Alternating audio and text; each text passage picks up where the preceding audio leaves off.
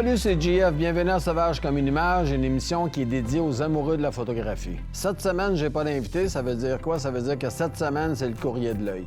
C'est l'émission où je réponds à vos questions. Pour les gens qui se posent la question, justement sans jeu de mots, les questions proviennent de deux endroits. De ma page Facebook, Jean-François Baudry, photographe, ou bedon, de l'adresse qui va apparaître ici, l'adresse courriel, ou ici, ça dépend toujours qui travaille à la console, et peut-être ses côtés, dépendant c'est qui. Donc, blague à part, ça va apparaître ici.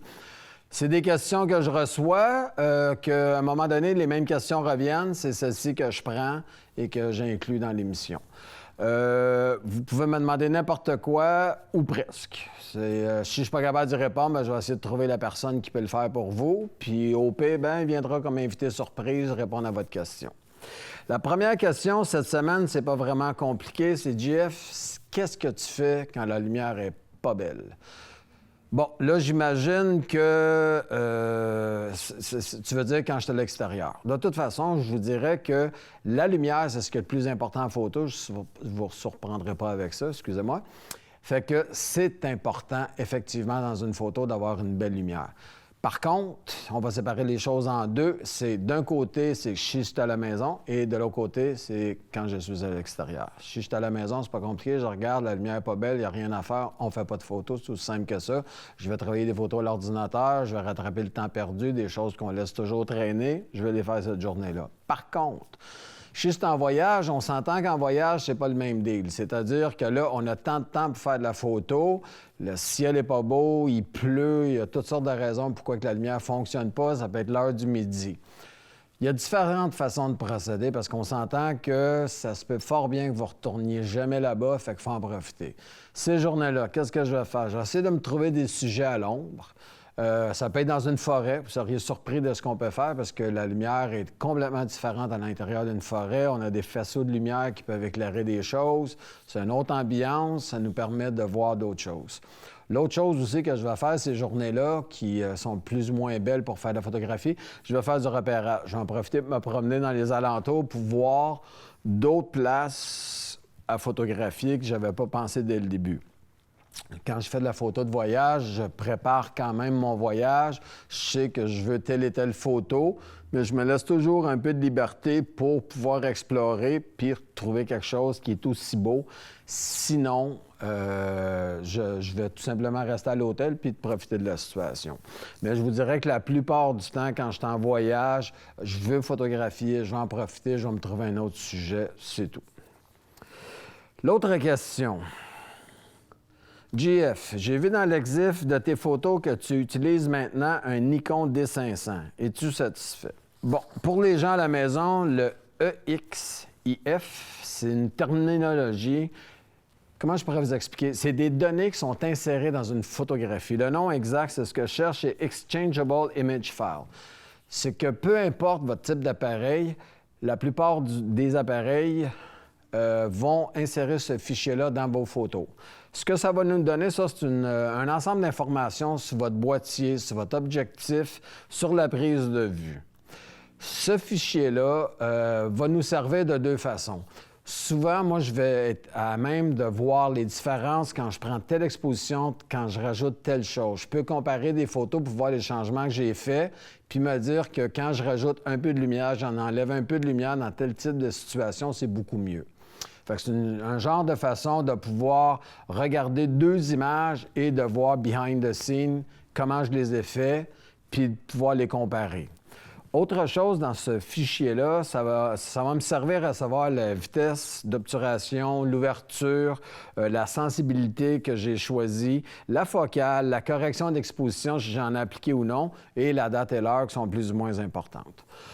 Par contre, ce qui est le fun avec un fichier comme ça, c'est quand vous l'insérez dans Lightroom pour travailler vos photos, automatiquement, lui, il va faire des corrections de lentilles et de choses comme ça parce qu'il va à même de lire ça. Si vous avez des logiciels Lightroom, Photoshop, il utilise beaucoup ce fichier-là comme point de départ pour faire des corrections automatiques ou non, dépendant comment vous avez mis vos préférences dans les programmes. On revient à la question du D500. Je vous dirais que j'ai acheté ce D500-là usagé, première des choses, parce que c'est quand même assez dispendieux. Le voici. Depuis que je l'ai, j'ai eu le temps de l'essayer quand même beaucoup et je suis très satisfait de façon générale. J'avais un appareil D7200 avant et puis qui commençait à rendre l'âme tranquillement. J'étais rendu à 139 000 clics dessus. On s'entend que d'habitude, ces appareils-là, c'est 150 000 à peu près avant d'avoir à changer des pièces. Fait que j'étais rendu pas mal à la limite de ce que je pouvais faire avec cet appareil-là. Pourquoi j'ai choisi le D500? La première des choses qui m'a intéressé de cet appareil-là, c'est que pour un appareil DX, c'est ce qui se fait de mieux. Nikon a d'un côté le D5 pour les full frame et de l'autre côté le D500 pour un appareil DX. Il y en a qui vont me dire à la maison, mais pourquoi tu choisis un DX? Je choisis un DX parce que je vais vous le montrer sur une... on va le montrer à l'écran. La différence avec le DX, c'est qu'il va aller chercher le milieu de votre objectif. Comme vous pouvez le constater, tout le contour de l'image, c'est un gros capteur. Moi, mon capteur, c'est la petite boîte rouge à l'intérieur de l'image. C'est-à-dire que l'appareil ne prend que ce qu'il y a de mieux dans la lentille. Parce qu'on sait qu'une lentille, peu importe la qualité de la lentille, les côtés, c'est toujours là qu'il y a des petites aberrations qui se créent. Et c'est là que ce qu'on appelle le côté mou de la lentille, c'est un côté que je n'ai pas avec un appareil DX. Aussi, il y a un facteur de 1,5 qui fait qu'une lentille 500 devient une lentille 750 qui n'est pas dédaignée. Par contre, un appareil comme ça, une de ses grosses qualités, il y en a deux primordiales qui m'ont fait pencher vers cet appareil-là. La première, c'est la rafale. La rafale, c'est 10 images secondes que je peux tenir mon bouton pendant 20 secondes, c'est-à-dire avoir 200 images dans le temps de le dire. Quelqu'un qui fait de la photographie animalière, c'est très important d'avoir une bonne rafale. Et là, je parle en RAW, c'est-à-dire que l'appareil, de la façon qu'il est conçu, est capable de prendre des fichiers non compressés RAW à raison de 10 images secondes pendant 20 secondes. C'est-à-dire que vous pouvez suivre la course d'un animal tout le long, sans enlever le doigt, sans que votre appareil bloque, en ayant de superbes photos et ça vous donne un meilleur choix d'aller chercher le pic de l'action. La deuxième des choses de cet appareil-là, comme je vous disais précédemment, c'est dans la même catégorie DX que le D5 du côté des full frame. C'est-à-dire que c'est le même système d'autofocus. Et ce système d'autofocus-là, c'est exactement la même cellule. C'est malade. Vous ne perdrez jamais rien en focus. Cet appareil-là est extraordinaire pour ça. Il fait un suivi, peu importe que l'objet se déplace ou non, à la vitesse qu'il se déplace, vous allez toujours être en focus. C'est excellent pour ça. Je vous dirais que l'autre chose aussi qui m'a fait pencher vers ça, c'est le derrière la caméra. Derrière la caméra, maintenant, ici, l'écran est un petit peu plus gros, ce qui fait qu'on voit plus, on voit 100 de l'image et la résolution est beaucoup plus haute. On voit beaucoup plus de détails dedans, fait que c'est plus facile sur place de voir si on a une bonne ou une mauvaise photo. Ça revient toujours à vous dire ce que je vous disais depuis le début des émissions, c'est que ne vous fiez jamais là-dessus. Ça vous donne qu'une idée. Fait que effacez pas de photos à partir de là, mais par contre, ça nous donne une bonne indication si on est en focus. Ça nous donne une bonne indication pour la composition des images. Fait qu'un appareil comme ça, c'est vrai que c'est pas donné, mais je vous dirais qu'il y a une raison à ça. On va vous montrer une autre image à la télévision. Vous allez voir la construction de cet appareil-là. Cet appareil-là est fait avec un mélange de magnésium. C'est-à-dire qu'on peut le prendre ici, je ne le ferai pas, mais je pourrais l'échapper, il n'y a rien qui briserait. L'avantage de ça, c'est que c'est très solide. Fait que les gens comme moi qui font de la photographie animalière, on a tendance des fois à accrocher des choses, à les échapper, c'est capable d'en prendre. Deuxième des choses, la technologie fait que tout ce que vous voyez en jaune sur l'image, c'est toutes des choses qui scellent la caméra. La caméra est complètement scellée. Donc, je peux faire de la photographie à l'appui sans aucun problème. Ou selon la saison, ça peut être l'hiver aussi. Il n'y a pas de problème. C'est ce qu'on appelle tropicalisé. Il n'y a pas d'eau qui va rentrer dans l'appareil. Fait que vous payez un peu plus cher, mais vous avez un appareil qui est très robuste, qui est capable de prendre des coups, qui est bien fait et qui est surtout très performant. Fait que je vous dirais que jusqu'à date, je suis très fier de mon achat et faites comme moi, gênez-vous pas pour acheter des appareils usagés. Quand j'ai acheté cet appareil-là, il y avait seulement 13 000 clics dessus. Puis Nikon recommande un entretien complet à 200 000 clics. Fait que j'en ai pour un bout de temps avec ça. J'allais oublier. Ce boîtier-là, aussi, une des choses qui est très différente des autres boîtiers, c'est les cartes qu'il y a dedans. Il y a 2 cartes dedans, mais par contre, pour avoir droit à une rafale aussi rapide, ça prend une carte spéciale dedans. C'est des XQD. Moi, je prends celle de Sony. Il n'y a pas beaucoup de compagnies qui en font.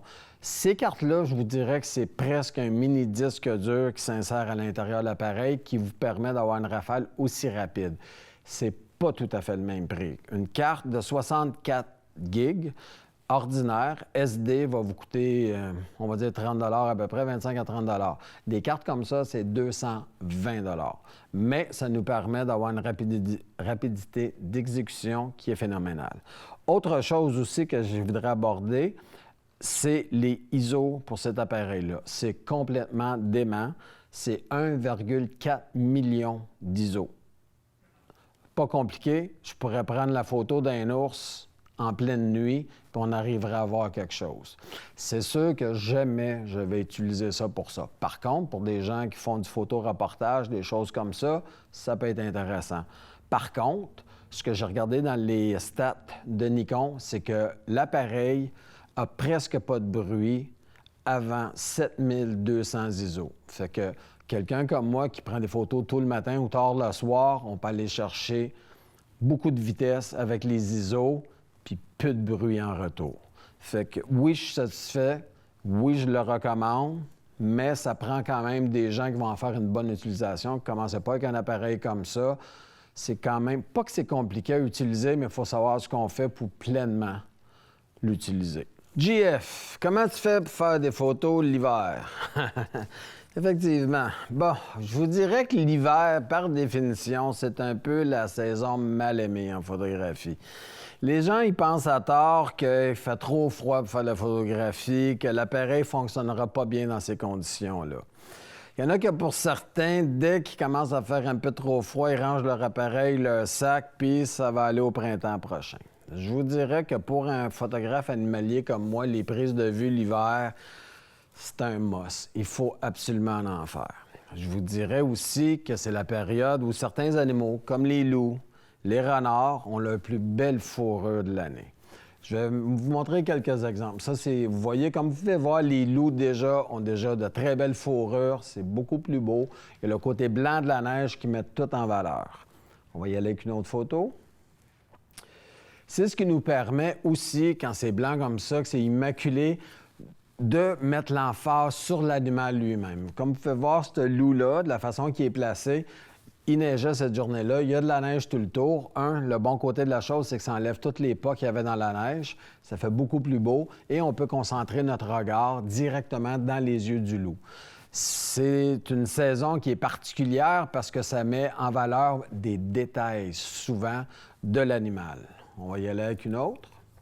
Ça, c'est un autre genre de photo aussi. Quand vous voyez que quand vous avez des spots de couleur, des animaux plutôt, à fourrure, qui sont comme ça, qui se détachent bien du blanc, bien, ça donne un peu plus de 3D aussi. Sur cette photo-là, je voulais vraiment avoir un minimum de neige pour bien montrer que l'animal, c'est une martre, qu'elle était dans son environnement.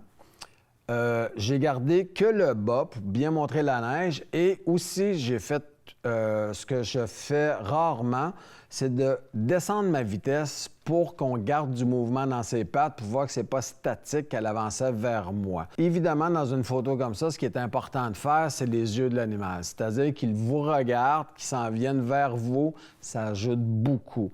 Ça met le spectateur à votre place. La personne qui regarde la photo se sent plus interpellée quand on la regarde. Fait que quand vous pouvez prendre des photos comme ça d'animaux qui viennent vers vous, assurez-vous que le regard est directement dirigé vers vous et quand vous pouvez rajouter un peu de flou comme la patte avant, du mouvement dans votre image, c'est un plus. Ce qui fait que l'œil, il n'y a pas d'autre endroit à regarder que l'animal. Le côté immaculé de la neige fait que notre regard se concentre dans le milieu de l'image. On va en regarder une autre. C'était la même fin de semaine. Là, ce que j'ai voulu faire, c'est un autre genre de photo. Parce que faut dire que quand je vais faire la photo comme ça, je vais 3 ou 4 jours, je me donne le temps de pouvoir les étudier, les regarder, les trouver, première des choses. Et après ça, on commence à regarder dans quel environnement on peut les photographier de la façon qu'on va le faire. Cette journée-là, il s'est mis à neiger. Si je prends la photo de l'autre côté, vous allez voir qu'il y a du blanc. Quand il neige sur du blanc, on perd ce côté-là. Fait que j'ai complètement changé ma position et je suis allé me cacher un petit peu plus loin en ayant les arbres derrière l'animal. Il se détache aussi bien que si c'était du blanc. Et c'est ce qui fait que la neige, on voit bien les flocons tomber. Ça fait un beau bouquet de photos. Et évidemment que j'avais bien choisi ma place, un V, que la neige baissait parce que j'avais remarqué qu'il se promenait d'un endroit à l'autre. Le petit côté que j'étais très chanceux, c'est que quand il s'est aperçu que j'étais là, il s'est levé sur ses pattes, puis il regardait dans ma direction parce qu'il ne m'avait pas du tout vu. Fait que ça, c'est le petit côté, il faut être chanceux. Il aurait pu être en train de marcher tout simplement. On crée notre chance, on y va 2, 3 jours, 4 jours, et on finit par avoir des photos qui sortent de l'ordinaire.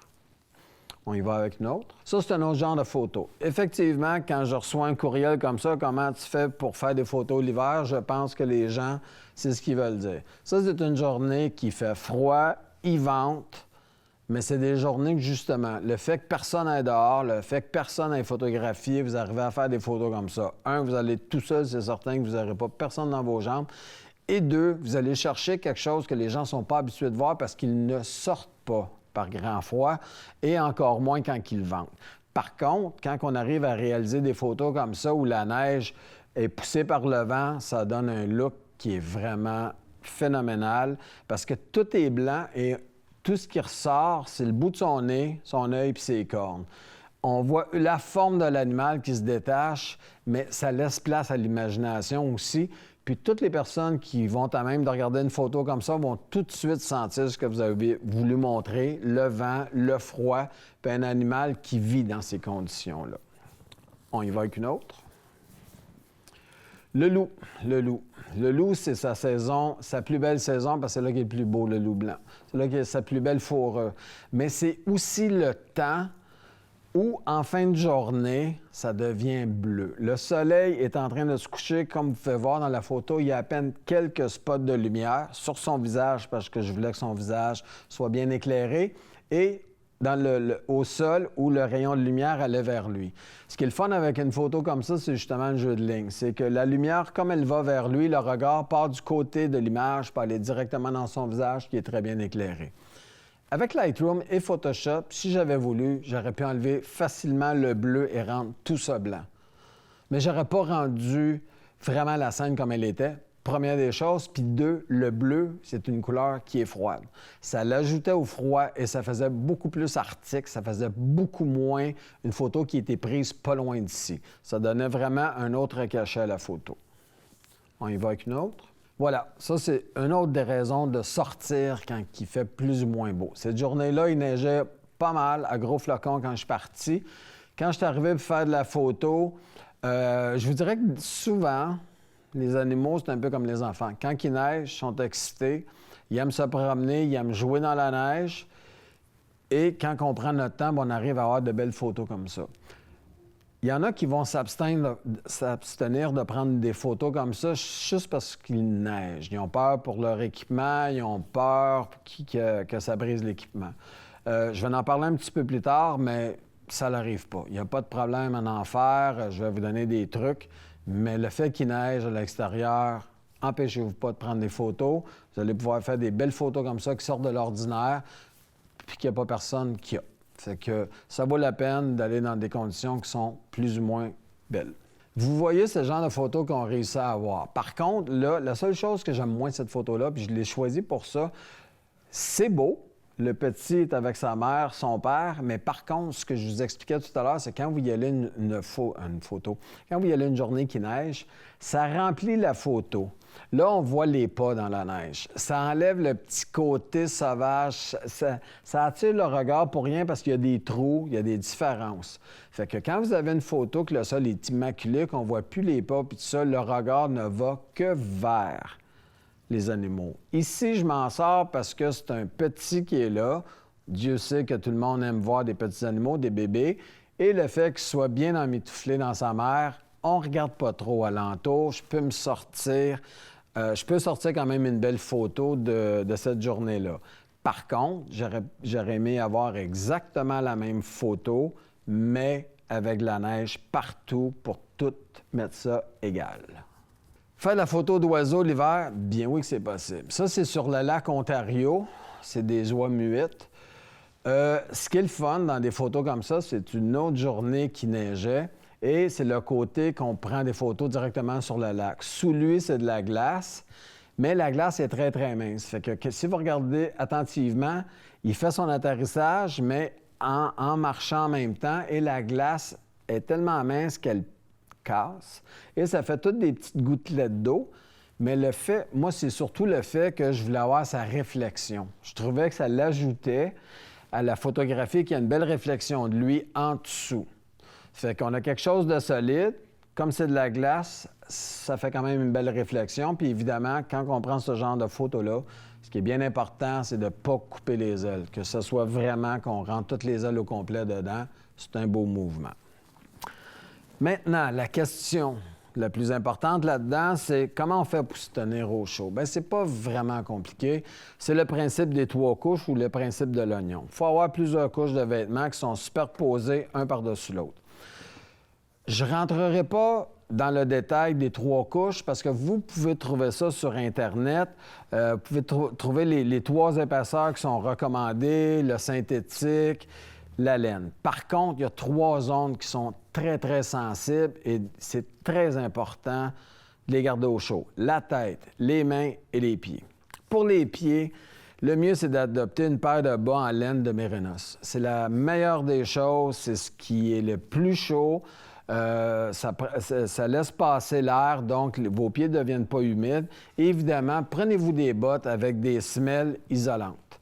Des bonnes bottes, des bons bas, on s'en sort, on ne gèle pas des pieds. Parce qu'il n'y a rien de pire que de faire de la photographie puis geler des pieds. Parce que ce qu'il faut bien comprendre en photographie, c'est que contrairement à la chasse ou des gens qui font des activités à l'intérieur, vous êtes souvent au même endroit, vous ne bougez pas. Les gens qui font de la raquette, qui font des choses comme ça, sont constamment en mouvement. Ils bougent, fait qu'ils se gardent les pieds au chaud un petit peu plus. Les mains maintenant. Je vous dirais que ça, c'est mon petit secret. J'ai cherché longtemps à trouver des choses comme ça. C'est des gants, mitaines, qui ont été développés pour l'armée, pour les snipers. C'est parfait pour faire de la photographie. C'est pas donné, mais je vous dirais que moi, je suis diabétique et le bout de mes doigts gèle quand même assez rapidement. J'ai essayé des gants, j'ai essayé des mitaines. C'est toujours la même chose. C'est qu'à un moment donné, tu dois les enlever pour manipuler ton appareil. Lui, la grosse différence, c'est qu'on ouvre ici et le gant est en dessous. Vos mains ne seront jamais à l'air libre avec ça. Et si vous regardez ici, on a mis des choses pour les écrans tactiles pour que ça fonctionne très bien. Fait que la première chose, c'est que vos mains jamais vont à l'air. Tout ça sert correctement pour empêcher l'air de rentrer. On les referme très facilement. Et la beauté de tout ça, c'est que même s'il fait très froid, vous allez pouvoir vous réchauffer dans le temps de le dire parce qu'ils ont pensé à mettre une autre poche ici que vous mettez ces choses-là qui chauffent. Les petites choses qu'on met dans les bottes des enfants puis dans leur mitaine, vous pouvez les mettre ici, les rentrer comme il faut et réchauffer vos doigts dans le temps de le dire. Autre chose aussi qui est très bien pensée, c'est que la partie ici qui se replie, il y a des aimants. Fait que ça tient en arrière. Vous êtes vraiment libre de vos mouvements quand vous voulez utiliser votre caméra. Je vous dirais que j'en ai essayé plusieurs, c'est les meilleurs. Comme je vous dis, c'est pas donné, mais si vous êtes pour faire de la photo à l'extérieur, ça vaut vraiment le coup d'aller vous chercher une bonne paire de mitaines comme ça. Pour la tête, c'est pareil comme les bas. Très important d'avoir quelque chose de chaud. C'est en laine de Mérinos. C'est la même chose. Ça vous garde au chaud. Par contre, vous n'avez pas trop chaud, vous ne suerez pas. Parce que le problème, quand on sue, c'est que c'est là qu'on commence à avoir froid. Là, ça devient très déplaisant. Aussi, je vais ajouter à ça, ça ne fait pas vraiment partie des choses pour avoir chaud, mais par contre, je trouve que si vous faites de la photographie l'hiver, c'est très important d'en avoir. C'est pas très dispendieux. Par contre, vous en allez vous en avez vraiment besoin et quand vous allez les essayer, vous allez voir que c'est vraiment très agréable. C'est des lunettes de soleil qui sont faites pour les gens qui vont en montagne. Sont très bien traités pour empêcher le soleil, parce que le soleil, il faut se dire que l'hiver, la problématique, c'est qu'il y a une réflexion qui se crée sur la neige et ça l'amplifie le soleil dans vos yeux. Ces lunettes-là, le bon côté qu'ils ont, c'est que c'est fermé de chaque côté, fait que vous ne recevez pas les reflets parasites du soleil. La polarisation est parfaite, vous voyez toujours très bien, parce que il n'y a rien de pire que de marcher et d'avoir les yeux gros comme ça. Puis après ça, de toute façon, quand vous allez vouloir faire la photo, vos yeux ils ont tellement eu de lumière dans les yeux directement que vous allez avoir de la misère à regarder dans votre appareil. Fait que ça vaut la peine aussi. Et ils ont bien pensé, si vous voyez comment ils ont fait ça en arrière, ils font à tout le monde et ils le font très bien parce qu'ils se tiennent solides. Vous pouvez vous promener avec, jamais ils vont tomber. Fait que c'est pas vraiment compliqué. L'hiver, c'est une super belle saison. On fait avec au Québec. C'est une belle saison pour faire de la photographie. Il s'agit de s'équiper correctement. Il s'agit de surtout s'habiller correctement. Puis dites-vous bien que la plupart du temps, les journées qui neigent, c'est rare qu'il fait très froid. Puis si vous partez de la maison, que vous êtes bien habillé, vous allez passer des superbes journées. Vous allez surtout revenir avec de superbes photos. Fait que je vous souhaite une belle bordée de neige, puis allez faire de la photo, puis vous allez être surpris des résultats. Fait que merci beaucoup d'avoir été là cette semaine, puis on se revoit la semaine prochaine. Ciao!